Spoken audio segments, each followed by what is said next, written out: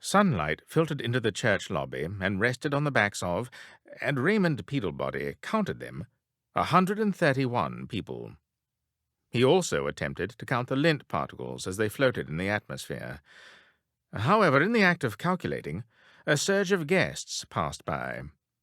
Cologne, minty mouthwash, and body odors made him sneeze, sending even more dust into the ozone. Raymond pulled a handkerchief from his suit pocket, held it to his nose, and blew. If there was one thing he hated, it was being in a room crammed with strangers, especially strangers that reeked. Fortunately, no one seemed to notice his allergy to humans as he pushed through the assembly and tucked himself in a far corner of the lobby. Shaking his handkerchief, he tucked it back into his vest pocket, leaned against the wall, and scratched the stubble on his chin, fighting the urge to tap his foot. "No," he scolded himself under his breath. "Remain calm under all circumstances."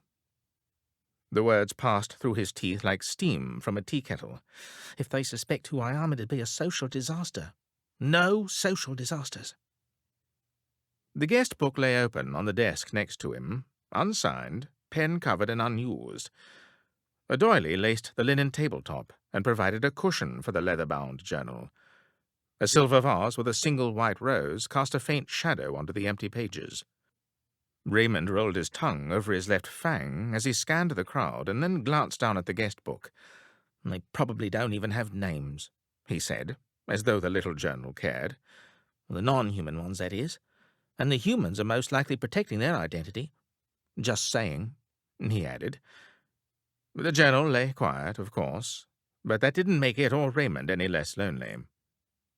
The guests continued to arrive, ushering in a wave of cool autumn air whenever the door was opened. One woman, who obviously didn't feel the same way he did about being noticed, strolled into the lobby smacking of arrogance. Red high heels made her tall and lanky body tower over the crowd. A flowered scarf twisted into a red and yellow turban on her head looked like a beach ball bouncing over a sea of black felt hats. No one else in the room wore such bright colors. Black suits and ties enmeshed both men and women into a dark shadow that buzzed about the church foyer like a swarm of flies. What made this middle-aged female think she can come to his father's interment dressed like a fashion queen? Her pale face was buffed bright with powder and blush. Her thick red lips emphasized her pout. The most puzzling accessory was the pointed sunglasses she hadn't bothered to take off, despite the dimly lit room. With barely enough daylight to read the order of service, why did she wear sunglasses? Humans have no manners at all, wearing shades in church. Then again, maybe she wasn't human. A crude lot of miscreants, their high heels and patent leather loafers tracked over the plush red carpet carelessly. Each face pale and sickly, all of them framed by dark brows and slick black hair. Raymond had never seen any of these individuals before, although the night before his mother had assured him only relatives would be coming to the funeral. Blood relations that came out of the woodwork, probably literally, simply because the rumor swept through Mason County that his father had died.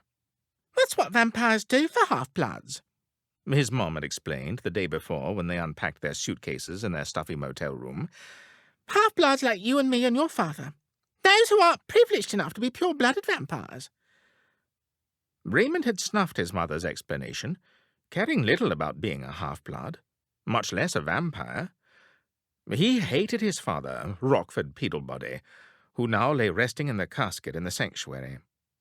The man was the eldest son of Benjamin Peadlebody, the last pure-blooded vampire in his family. His grandmother had been an elf. He never met either of his grandparents. Raymond had even less vampire blood in him. His father married Ginger, who had been human before he came into her life. Raymond was born 20 years ago in swampland along the Mississippi River. His father hid him away as a child, homeschooled. His dad thought him a mistake. He didn't care. Mom loved him. He was confident of that. Mom was human before his dad changed her, and that's why she had heart. Raymond wished he had been born normal like her. Humanity was the lineage that he lay claim to. He pushed a curly black lock of hair behind his ear and glanced at his watch, pulled up his already too short coat sleeve, and mumbled to himself, 15 minutes, Mum, where are you? He dreaded walking into the sanctuary by himself. He'd be expected to sit in the front pew, and to do that he'd have to walk past all these ruffians. He fastened his collar again. His slender fingers moved quickly and inconspicuously as he straightened his bow tie, all the while scrutinizing the individuals that now closed in on one another as the room filled. Everyone waited for the double doors to open.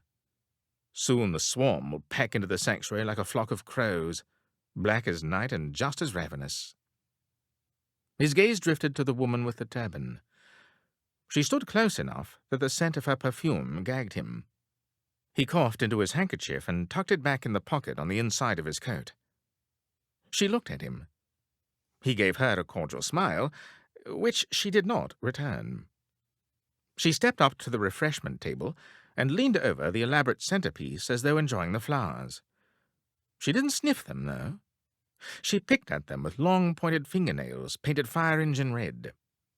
Raymond grimaced as he watched, completely entranced. She reached into the center of a gladiola and pulled out an earwig. She didn't fuss, nor did she drop the bug. Instead, she held the struggling creature by its pincers, and with the other hand, she lifted her sunglasses ever so slightly. Raymond's heart stopped as he watched in shock. The bug turned white. She dropped it. When the insect hit the table, it broke into 1,000 tiny chips, as if it were a delicate porcelain statuette shattering on a tile floor.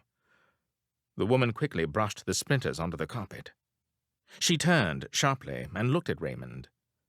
Her glasses were back on again, and there was a nasty smile on her face as she lifted a glass of punch to her ruby-red lips. "What are you staring at, mortal?" Her words struck him like a lightning bolt. Her wicked grin sent chills down his spine. He shut his mouth, which had been hanging open, and he looked away just as his mother burst through the double doors. A timely interruption. He left the turban lady and pushed through the crowd to get to the short, red-haired woman he so lovingly called Mum.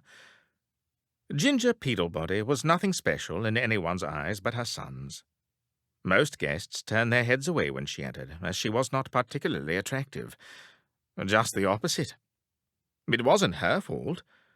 Raymond, Uncle Gerald, and Mum had arrived a day ago from a long train trip from Mississippi. The river had flooded and had washed away all their belongings, except for a few rags Ginger had pulled out of the muck.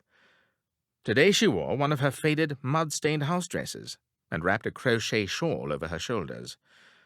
The only funeral-appropriate apparel that adorned her was the black box hat with a polka-dotted veil. She beelined across the room to Raymond and grabbed his shirt sleeve. "There you are!" Raymond's shoulders relaxed, and he smiled a greeting. "Mum, finally. Why are you still in the lobby? You should be in the sanctuary." Before Raymond could answer, Ginger pulled him through the crowd, intercepting the turban lady. He didn't mean to, but he bumped her shoulder. The woman's glass flew from her hands and spun upside down, splattering bright red punch on her skirt. "Oh, I'm sorry." Indeed, he was more than sorry. He had no intention of crossing the woman, not with the superpowers he had witnessed earlier. He would have stopped to help pick up her glass and clean up, except that his mother tugged him away. He glanced over his shoulder. He should help her. His thoughts changed as soon as she adjusted her sunglasses. Whether she was going to take them off, he didn't know, nor did he care to find out. He turned away and peeled his mother's hands off his shirt, clasping them gently. "Mum, please, I'm a grown man. I can walk on my own." "I know, Raymond.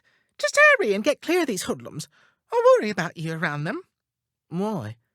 "Well, you're so, I don't know, vulnerable." "Hush, Mum, don't say that." Vulnerable was the last thing he wanted these hungry, wicked predators to think. They wouldn't attack a pureblood, but Raymond was less than a half-blood. He adjusted his bow tie again as he walked. Everyone in the room looked at him. Everyone. Their faces somber, emotionless, intimidating. Don't let them see you, his mother whispered as she ushered him along. How are they not going to see me? You rammed me right into that lady with the turban and made me spill her drink. You know she's going to confront us at the reception, don't you? Who was she, anyway? She called me immortal. She doesn't know you from Adam. Did you say anything to her?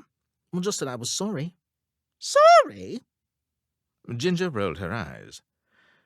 Raymond scurried ahead of his mother to avoid her jostling. When he came to the end of the aisle, he stopped abruptly.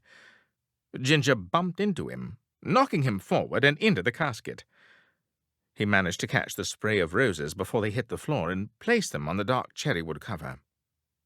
He froze when he saw the body inside. That's not him. The corpse's face was powdered with too much makeup. The pits that had once marred Rockford's skin were now filled with foundation. His thick black hair lay starched and plastered in waves against his swollen temple.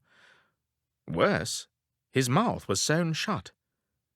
Dead as dead, he looked human, not at all like a vampire. His mother's lips trembled under the veil, and her gloved fingers fidgeted nervously before she linked arms with Raymond. She drew him away from the casket and spoke slowly, as if telling a prologue to a ghost story. They changed him. She looked over her shoulder, then quickly hustled Raymond to the front pew. Sit down. Who did? Cousins! They're all in cahoots. They hired the mortician to change him. We'll talk later. As soon as they sat in the front row pew, 4 photographers hurried down the aisle. 2 were young men a little older than Raymond, one in a pinstripe suit, his hair cut in a flat top, which did nothing more for his appearance than to show off his enormous ears. The other men dressed more conservatively, though acted aggressively. Black silk suits and flashy silk ties shouted "Press!" louder than their badges did. The cameras flashed as the men dodged around the casket. The number of images they added to their portfolio were beyond counting, though Raymond tried. A vampire always counts, always keeps track, even if he doesn't want to, even if he shuns his bloodline and renounces his heritage. Counting was an instinct that took more discipline than it was worth to curtail. When his mother lifted her veil and gave him an abrasive nudge, he stopped. What are you doing? Nothing, Raymond lied. Don't count. Your lips are moving. Raymond slumped back against the hardwood seat. His mother sat as straight as an organ pipe, giving little mind to the dawdling reporters and all the impending news coverage, a press that would make even a celebrity edgy. She pulled the dark veil over her eyes. Still, Raymond could see her face under it. Her lips were formed to a shh, as if she sensed the question Raymond wanted to ask. Why let these jokers take photographs? He thought. He didn't speak the words, though. This was Mum's day to call the shots. If anyone should object to the press taking photos of Rockford Peadlebody's body, it would be the widow. There was no protest coming from Ginger, and no tears either. When the photographers finally found their way back down the aisle, cameras strapped to their backs and notepads tucked away into leather briefcases and slung over their shoulders, she whispered, Let them report your father's death from one end of the country to the next. Her lips puckered. Her eyes narrowed as she looked at her son. The plan was to leave those horrid fangs intact. The world should know what he was, not just speculate. Your cousins sabotaged me. You hired them? Raymond asked. Plan didn't work out well, she grumbled. Mum, the world thinks vampires dissipate when they die, Raymond said quietly, whispering into her ear. No one's going to believe those stories. They would have. He glanced over his shoulder at the reporters, hesitant to agree with his mother's agenda. Ginger Peadlebody wanted revenge and satisfaction for the years she suffered as a vampire's wife, hoarded away in the bayou by her madman husband. If his father's true species were exposed, the entire room of hoodlums would be incriminated. So would Raymond. If that happened, any chance to have a normal life would be utterly ruined. That is, if there were a chance for him to have a normal life. How could you? He asked.